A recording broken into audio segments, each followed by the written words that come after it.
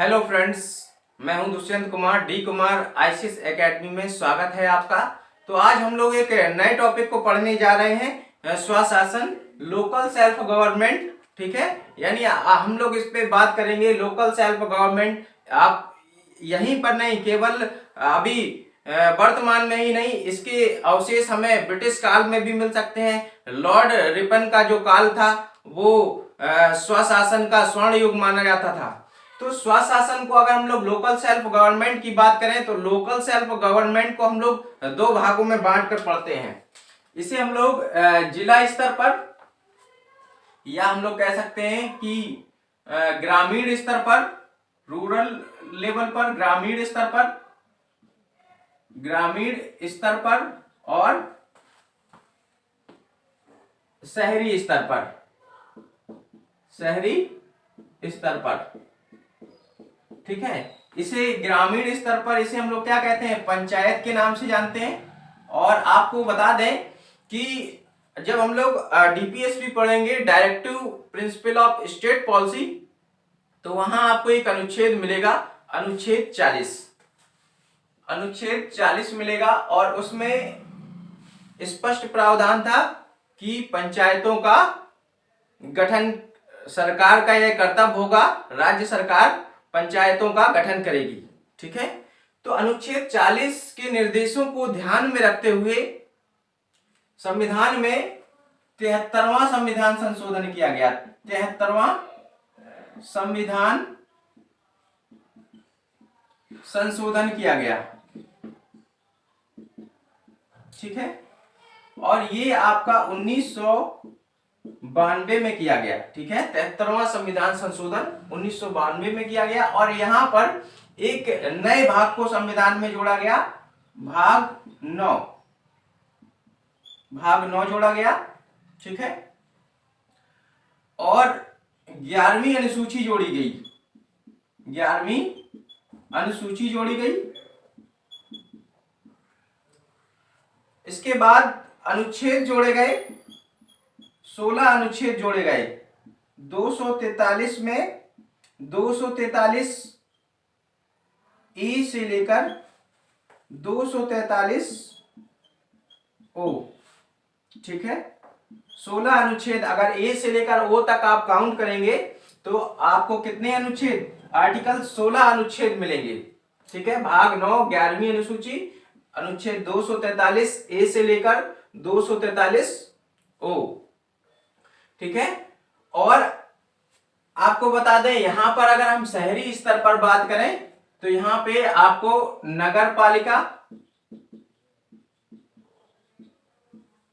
और नगर निगम, नगर पालिका और नगर निगम का प्रावधान किया गया। ठीक है, और ये भी कब किया गया, ये 74वें संविधान संशोधन के द्वारा, 74वें संविधान संशोधन, 74वें संविधान संशोधन यानी 74th constitutional amendment, 73rd constitutional amendment, part 9 11th schedule, article 243 ए से 243 ओ। ठीक है, यहां पे पार्ट या भाग 9 का, ठीक है, संविधान में शामिल किया गया। और अनुसूची 12वीं अनुसूची जोड़ी गई, 12वीं अनुसूची। ठीक है, जो नगर पालिकाओं और नगर निगम से संबंधित थी। और इसके बाद आपको बता दें कि ये आर्टिकल भी कब किया गया, ये प्रावधान 1992, 74वें संविधान संशोधन 1992 के द्वारा ये प्रावधान किया गया। और यहाँ भी 1973वां और 74वां संविधान संशोधन बहुत इंपॉर्टेंट है। आप इसे पिछले प्रीवियस ईयर के, हमने बताया था 10 सालों के प्रीवियस पेपर देखिए, और आपको न केवल प्रारंभिक परीक्षा बल्कि मुख्य परीक्षा में भी यहां से प्रश्न मिलेंगे। ठीक है, तो ग्रामीण स्तर पर पंचायती राज व्यवस्था, यहां पर 3 तरह के हम लोग त्रिस्तरीय ढांचे को देख सकते हैं ग्रामीण स्तर पर। ठीक है, ग्राम स्तर पर, ठीक है, और मध्यवर्ती स्तर पर, ग्रामीण स्तर पर, मध्यवर्ती स्तर पर और जिला स्तर पर, जिला स्तर पर। आपको बता दें कि जो ग्राम स्तर पर प्रधान का इलेक्शन होता है वो प्रत्यक्ष रूप से किया जाता है। ग्रामीण स्तर पर जो ग्राम प्रधान होता है उसका इलेक्शन प्रत्यक्ष रूप से किया जाता है और अलग अलग राज्यों में इसे अलग अलग नामों से जाना जाता है। कहीं इसे सरपंच के नाम से जानते हैं, तो कहीं मुखिया कहा जाता है, इंग्लिश में इसे हेड ऑफ द विलेज कहते हैं या प्रेसिडेंट ऑफ द विलेज। ठीक है, तो मध्यवर्ती और जिला स्तर पर जो अध्यक्ष का चुनाव होता है वो अप्रत्यक्ष होता है। मध्यवर्ती और जिला स्तर पर जो अध्यक्ष होता है उसका चुनाव अप्रत्यक्ष होता है, यानी हम अपने सदस्यों को चुनते हैं और सदस्य अध्यक्ष को चुनते हैं। तो मध्यवर्ती और जिला स्तर पर अध्यक्ष का चुनाव अप्रत्यक्ष, ग्राम स्तर पर प्रत्यक्ष। ठीक है, इसी प्रकार से अगर हम नगर पालिकाओं को भी देखें तो यहाँ पे भी इसका त्रिस्तरीय ढांचा हमें मिलता है। ठीक है, नगर पालिकाएं होती हैं और पूरे शहर को वार्डों में बांट दिया जाता है। इसके बाद पंचायत समिति, आप छोटे छोटे जो क्या बोलते हैं टाउन एरिया होंगे वहां पे देख सकते हैं परिषद, नगर परिषद, नगर पालिका, नगर परिषद और आप नगर निगम देख सकते हैं। ठीक है, तो आप यहाँ पे भी मैं यही लिखे दे रहा हूं, नगर पालिका, नगर निगम तो लिखा हुआ ही है और नगर परिषद। तो ये इसका भी त्रिस्तरीय ढांचा हमें देखने को मिलता है। तो आपको बता दें इसकी महत्व, क्या इसका महत्व है, क्यों इसकी जरूरत पड़ी। तो मान लीजिए छोटी मोटी समस्याएं ग्राम स्तर पर हैं या शहरों में छोटी मोटी समस्याएं हैं, तो जो वहां का लोकल व्यक्ति होगा, ठीक है, वो बेहतर तरीके से, लोकल प्रतिनिधि कह लीजिए, वो बेहतर तरीके से क्या कर सकता है, समस्याओं को जान रहा होगा। ठीक है, वहां का जो लोकल व्यक्ति होगा, ऊपर बैठा व्यक्ति रूट लेवल की समस्याओं को नहीं देख सकता। ठीक है, यानी जो राज्य स्तर पर या केंद्र स्तर पर बैठा व्यक्ति, इसलिए त्रिस्तरीय ढांचा संविधान में बहुत महत्वपूर्ण हो जाता है। तो आज हम लोग पंचायतों पर बात करेंगे, पंचायतों पर बात करने जा रहे हैं। ठीक है, इसके बाद हम लोग नगर पालिका पर बात करेंगे। पंचायतों से आप देखिए सीधे सीधे क्वेश्चन पूछे गए हैं। ठीक है, तो पंचायत, इसे हम लोग इंग्लिश में लोकल सेल्फ गवर्नमेंट भी कहते हैं। ठीक है, लोकल सेल्फ गवर्नमेंट, और संविधान के अनुच्छेद 40 के निर्देशों को ध्यान में रखते हुए इसका प्रावधान किया गया। हम लोग शुरुआत करते हैं ग्राम सभा से। ग्राम सभा, ठीक है, ग्राम सभा क्या होती है? ग्राम सभा तो पंचायत स्तर पर, पंचायत स्तर पर, पंचायत स्तर पर पंजीकृत ग्रामीण मतदाताओं की सभा, पंजीकृत, पंचायत स्तर पर पंजीकृत ग्रामीण मतदाताओं की सभा,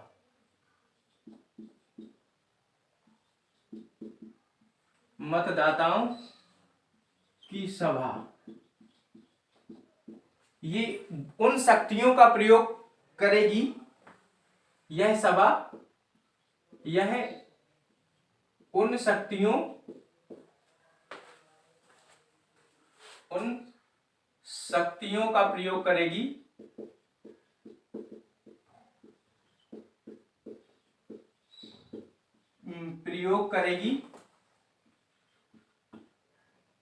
जो राज्य विधानमंडल, यह उन शक्तियों का प्रयोग करेगी जो राज्य विधानमंडल, राज्य विधानमंडल, स्टेट लेजिस्लेचर, ठीक है, यह उन शक्तियों का प्रयोग करेगी जो राज्य विधानमंडल विधि बनाकर इन्हें सौंपे, विधि बनाकर इन्हें सौंपे। ठीक है, तो ये ग्राम सभा है। ठीक है, और ग्राम सभा के बाद हम लोग त्रिस्तरीय ढांचे के पर बात करेंगे। अभी हमने शॉर्ट में बताया था त्रिस्तरीय ढांचा।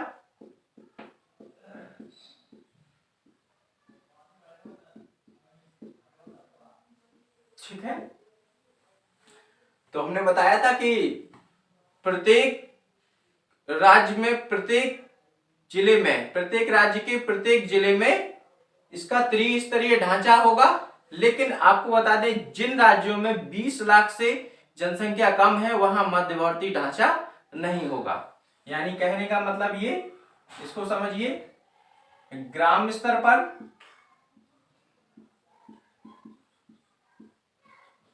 मध्यवर्ती स्तर पर, मध्यवर्ती स्तर पर और जिला स्तर पर। ठीक है, ये वाला जिन राज्यों में 20 लाख से कम जनसंख्या है वहां मध्यवर्ती स्तर नहीं होगा। ठीक है, ये मेडिएटर वाला, ठीक है, मिडिल स्ट्रक्चर नहीं होगा। ठीक है, मध्यवर्ती स्तर पर ढांचा नहीं होगा। ठीक है, ये जो त्रिस्तरीय ढांचा है, जिन राज्यों की जनसंख्या कितनी है, 20 लाख से कम है। ठीक है, वहां मध्यवर्ती स्तर नहीं होगा। ग्राम स्तर पर आपको बताया था, यहां जो अध्यक्ष है, ग्राम स्तर पर अध्यक्ष, ठीक है, इसका तो इलेक्शन कैसे हो रहा है, डायरेक्ट हो रहा है, प्रत्यक्ष हो रहा है। और मध्यवर्ती और जिला स्तर पर जो अध्यक्ष होगा, अध्यक्ष, वो कैसे इलेक्ट किया जाएगा, इनडायरेक्ट, अप्रत्यक्ष, इनडायरेक्ट, अप्रत्यक्ष, डायरेक्ट नहीं होगा, फिर वो इनडायरेक्ट इलेक्ट किया जाएगा। हम अपने मेंबर्स को इलेक्ट करेंगे और मेंबर्स उनको इलेक्ट करेगा।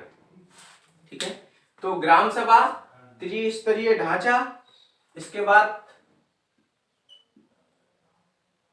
राज्य वित्त आयोग पर हम लोग बात करते हैं। राज्य वित्त आयोग, ठीक है, राज्य वित्त आयोग का मुख्य काम क्या है? राज्य वित्त आयोग का जो मुख्य काम है वो, यानी जो राज्यों को प्राप्त राजस्व में से, राज्यों को जो प्राप्त राजस्व होगा उसका कितना भाग पंचायतों को मिलेगा।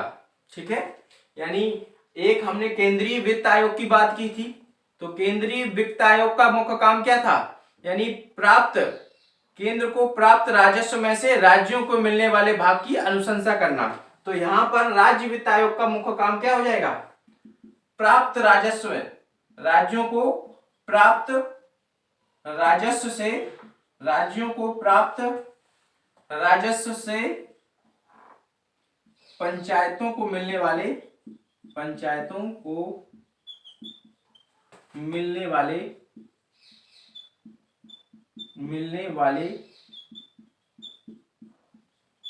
भाग की अनुशंसा करना। ठीक है, प्राप्त राजस्व से पंचायतों को मिलने वाले भाग की अनुशंसा करना, अनुशंसा करना। ठीक है, इसके बाद हम लोग राज्य निर्वाचन आयोग को देखेंगे। राज्य निर्वाचन आयोग,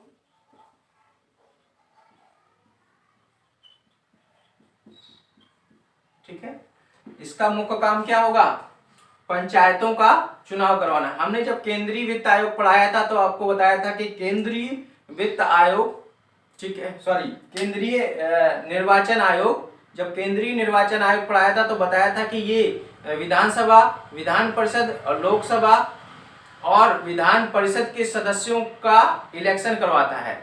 ठीक है, राष्ट्रपति, उपराष्ट्रपति, ठीक है, इसके अलावा संसद और राज्य विधानमंडल के जो सदस्य होते हैं उनका इलेक्शन कौन कराता है? उनका इलेक्शन केंद्रीय निर्वाचन आयोग करवाता है।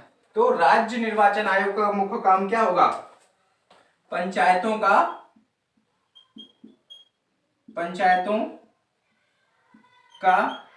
चुनाव संपन्न कराना,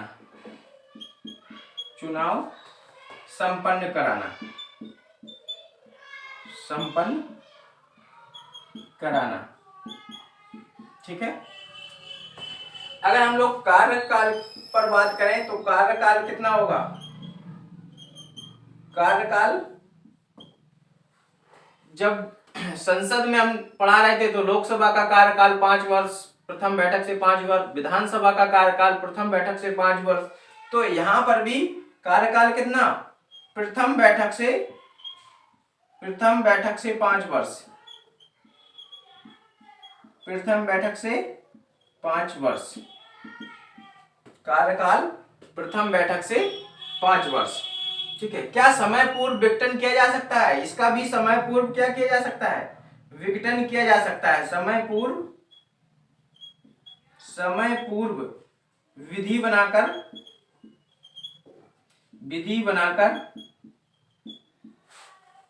पंचायत का विघटन किया जा सकता है। समय पूर्व विधि बनाकर, ठीक है, पंचायत का विघटन किया जा सकता है। अब बताएं, यदि किसी पंचायत का विघटन हो गया है, पूछा हुआ क्वेश्चन है, आपसे कुछ प्रश्न पूछा गया था कि यदि किसी पंचायत का विघटन हो जाता है तो विघटन के कितने दिन के पूर्व चुनाव हो जाना चाहिए? तो आपको बता दें, यदि किसी पंचायत का विघटन हो जाता है तो 6 महीने के अंदर चुनाव होना चाहिए। ठीक है। विघटन की स्थिति में 6 माह के अंदर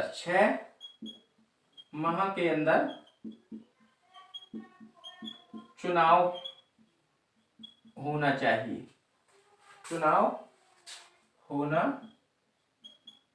चाहिए। ठीक है। इसके बाद हम लोग आरक्षण पर बात कर लेंगे। आरक्षण, ठीक है। तो आपको बता दें कि SC ST को जनसंख्या के अनुपात में आरक्षण प्राप्त है। SC ST को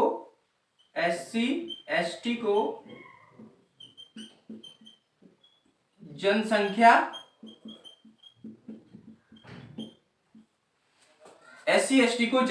के अनुपात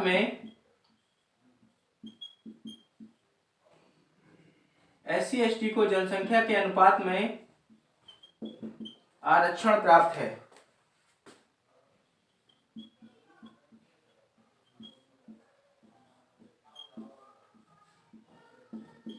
ठीक है। और राज्य विधानमंडल क्या कर सकता है? राज्य विधानमंडल अन्य पिछड़ा वर्गों यानी OBC, अन्य पिछड़ा वर्गों के लिए विधि बनाकर आरक्षण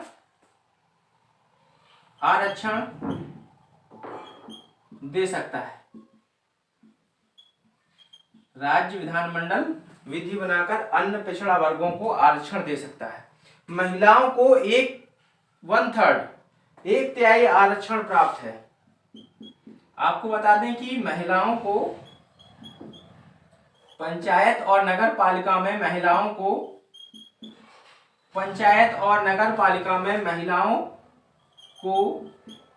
1/3 आरक्षण प्राप्त है। ठीक है। महिलाओं को 1/3 आरक्षण प्राप्त है। ठीक। और अध्यक्ष का पद भी आरक्षित रहेगा। ऐसा नहीं होगा कि जो अध्यक्ष होगा उसका पद आरक्षित नहीं रहेगा, तो अध्यक्ष का पद भी आरक्षित होगा। अध्यक्ष का पद, अध्यक्ष का पद भी आरक्षित होगा। ठीक है, तो अभी हम लोगों ने किन किन चीजों को देखा? ग्राम सभा को देखा, फिर से बता दें, आप स्क्रीनशॉट लेना चाहें तो ले सकते हैं।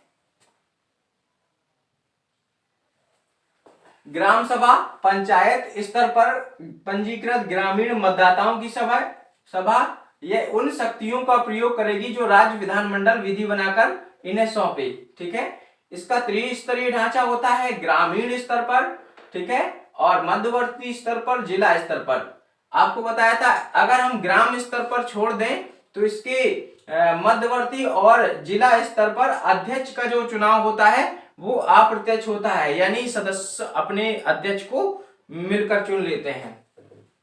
राज्य वित्त आयोग, जैसे केंद्रीय वित्त आयोग होता है वैसे राज्य वित्त आयोग होता है। तो केंद्रीय वित्त आयोग क्या करता है? केंद्र को प्राप्त राजस्व में से राज्य को मिलने वाले भाग की अनुशंसा करना। इसी प्रकार से राज्य वित्त आयोग का मुख्य काम क्या होता है? राज्यों को प्राप्त राजस्व से पंचायतों को मिलने वाले भाग की अनुशंसा करना। राज्य वित्त आयोग, राज्य निर्वाचन आयोग का काम क्या होता है? पंचायतों का चुनाव कराना। जैसे केंद्रीय निर्वाचन आयोग का मुख्य काम क्या बताया था? राज्य विधानमंडल और संसद और उपराष्ट्रपति, राष्ट्रपति के चुनाव प्रक्रिया को संपन्न कराना। उसी प्रकार से इनका काम भी यही होता है। कार्यकाल कितना बताया था? लोकसभा विधानसभा का कार्यकाल भी यही बताया था, प्रथम बैठक से 5 वर्ष। उनका समय पूर्व विघटन किया जा सकता है, इनका भी समय पूर्व विघटन किया जा सकता है, और विघटन की स्थिति में चुनाव 6 महीने के अंदर हो जाना चाहिए। ठीक है, आरक्षण, SC ST को जनसंख्या के अनुपात में आरक्षण प्राप्त है, और अन्य पिछड़ा वर्गों के लिए भी राज्य विधानमंडल विधि बनाकर आरक्षण दे सकता है। महिलाओं को 1/3 आरक्षण प्राप्त है, और महिलाओं के लिए भी अध्यक्ष का पद आरक्षित होगा। ठीक है, और ये जो आरक्षण होगा ये 1/3 आरक्षण उसी में से होगा। ठीक है, अगर मान लीजिए 90 सीटें हैं तो 90 का 1/3 कितना हो जाएगा? 30 सीटें महिलाओं के लिए होंगी। ठीक है, इसके बाद कुछ और चीजों पर हम लोग बात करेंगे, अभी टॉपिक खत्म नहीं हुआ। तो आपको बता दें कि 24 अप्रैल को क्या मनाया जाता है?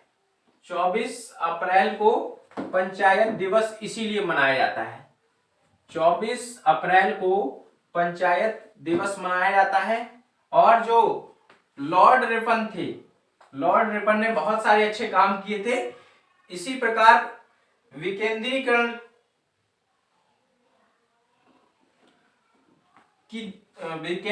की दिशा में भी लॉर्ड रिपन ने एक महत्वपूर्ण कार्य किया। स्वशासन, आपको बता दें, आप जब एंशिएंट हिस्ट्री पढ़ेंगे या मॉडर्न हिस्ट्री पढ़ेंगे जब आप, तब आप पढ़ेंगे कि जो लॉर्ड रिपन का काल है स्वशासन का स्वर्ण युग माना जाता है। लॉर्ड रिपन का काल स्वशासन माना जाता, लॉर्ड रिपन का काल क्या होता है? स्वर्ण युग माना जाता है। जो लॉर्ड रिपन का काल है वो स्वशासन का स्वर्ण युग माना जाता है। तो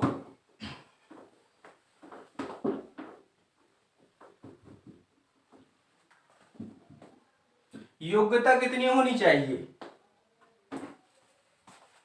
योग्यता क्या होगी? तो आपको बता दें कि योग्यता का उल्लेख संविधान में नहीं किया गया है। योग्यता का उल्लेख संविधान में नहीं किया गया है।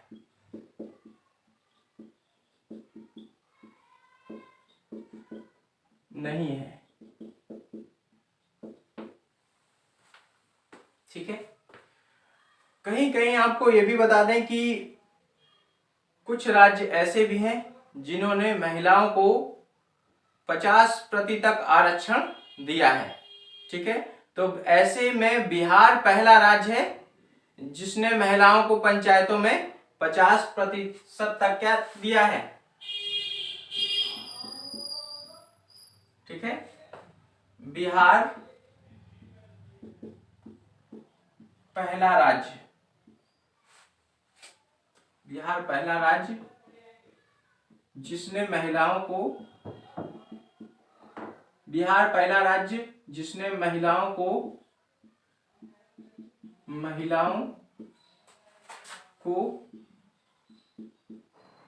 50% आरक्षण दिया है,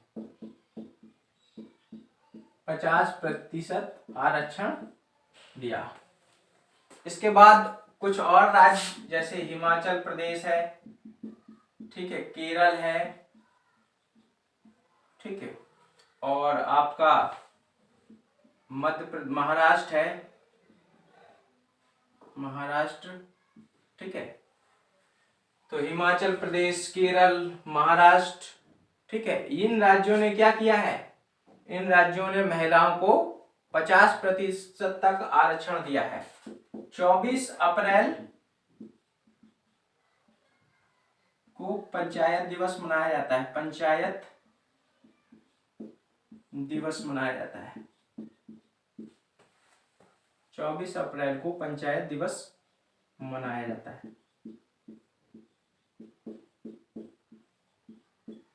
ठीक है, लॉर्ड रिपन का काल बताया था हमने, लॉर्ड रिपन का काल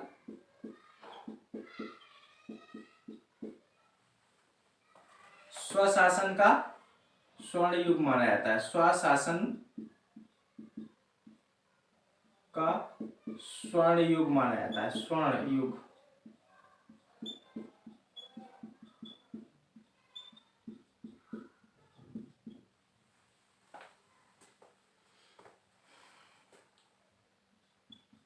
अगर प्राचीन भारत में बात करें तो मौर्य काल में आपको मिल जाएगी, मौर्य काल में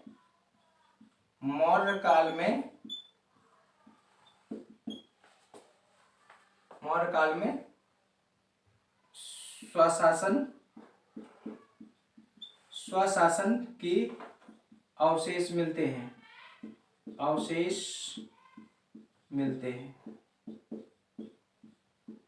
ठीक है।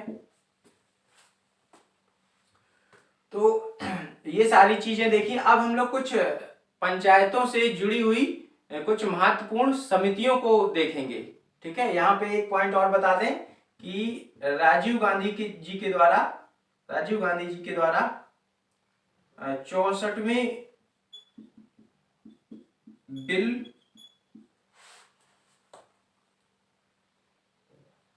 के द्वारा, राजीव गांधी जी ने 64वें बिल के द्वारा पंचायतों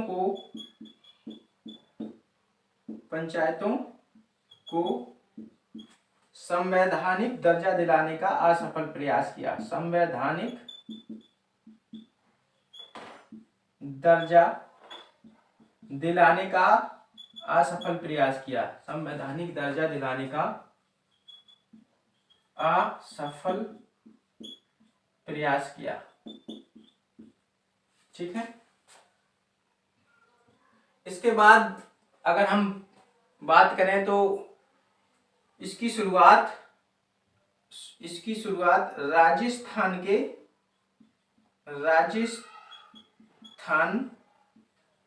नागौर जिले, राजस्थान के नागौर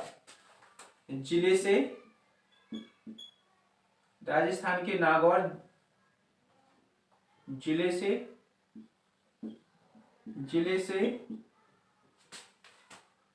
2 अक्टूबर 1959 को नेहरू जी के द्वारा इसकी शुरुआत की गई, नेहरू जी के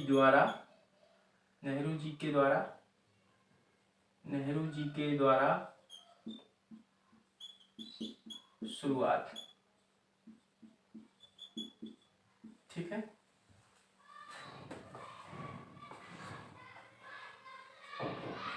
ठीक है, और ये किसका विषय है ये भी आपको बता दें, पंचायत राज्य सूची का विषय है, राज्य सूची का विषय है।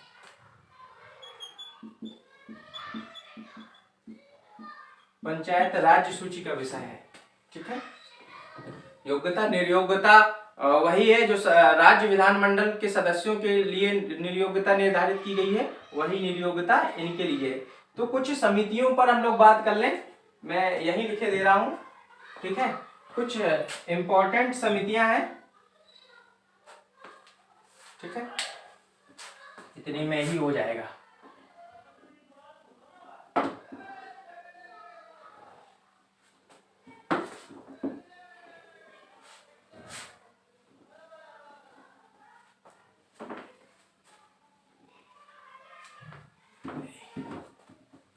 कुछ इंपॉर्टेंट समितियों पर बात कर लें जो पंचायतों से जुड़ी हुई समितियां हैं। जैसे बलवंत राय मेहता समिति को आपने सुना होगा, बलवंत राय मेहता समिति का नाम, बलवंत राय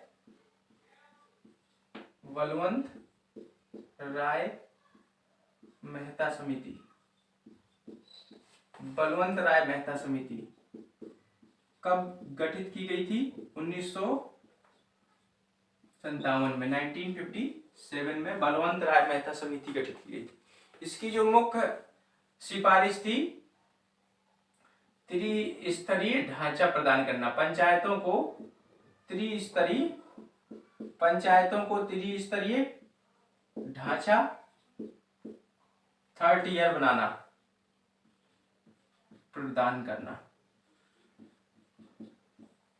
ठीक है, और दूसरी जो मुख्य समिति थी, इनके लड़के थे बलवंत राय मेहता के लड़के अशोक मेहता समिति। ठीक है, अशोक मेहता समिति 1967। ठीक है, अशोक मेहता, इनकी जो मुख्य सिफारिश थी, SC ST को जनसंख्या के अनुपात में आरक्षण, SC ST को जनसंख्या के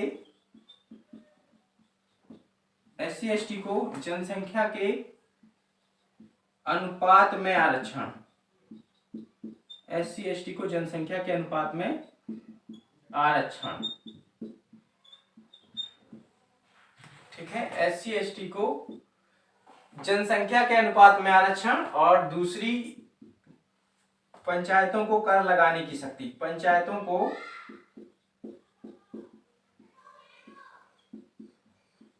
कर लगाने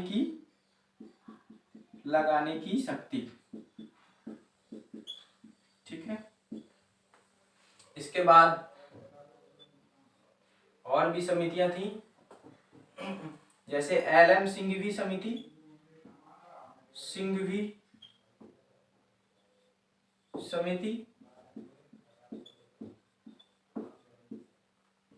ठीक है, LM सिंघवी समिति, इसकी जो मुख्य सिफारिश थी वो क्या थी?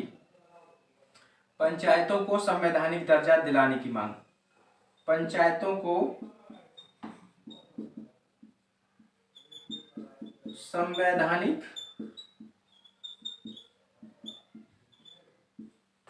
दर्जा दिलाने पर, पंचायतों को संवैधानिक दर्जा दिलाने की मांग। ठीक है, इसके बाद PVK राव समिति, PVK राव समिति, PK थोंगन समिति, PK थोंगन कमिटी। ठीक है, PK थोंगन समिति और PVK राव समिति, PVK राव समिति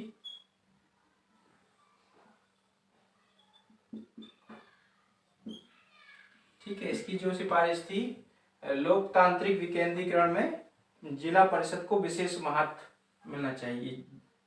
लोकतांत्रिक विकेंद्रीकरण में, लोकतांत्रिक विकेंद्रीकरण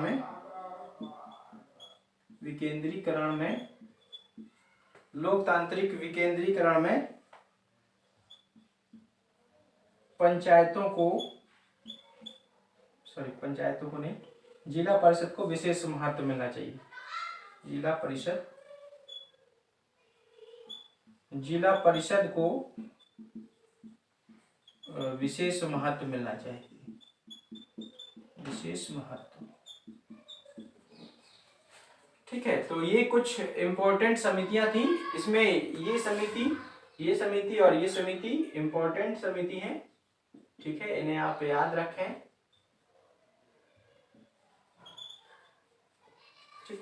एग्जाम के पॉइंट ऑफ व्यू से इम्पोर्टेंट समितियां हैं। तो आज का लेक्चर हम यहीं खत्म करेंगे और उम्मीद करते हैं कि आपको समझ में आया होगा और इम्पोर्टेंट सेगमेंट था। ठीक है, तो अब हम लोग जल्दी से जल्दी बिल्कुल समाप्ति की ओर है। ये आपका खत्म होने की कगार पर है संविधान। 3-4 लेक्चर के बाद संभवतः खत्म हो जाना चाहिए और इसके बाद फिर हम लोग मॉडर्न इंडिया को पढ़ेंगे या फिर ज्योग्राफी को देखेंगे क्या मिलना चाहिए आपको। ठीक है, और अगर आपको ये वीडियो पसंद आए तो शेयर जरूर करिए दोस्तों में ज़्यादा से ज़्यादा, और लाइक करिए और कमेंट में मुझे बताएं कि वीडियो कैसा लगा आपको। धन्यवाद।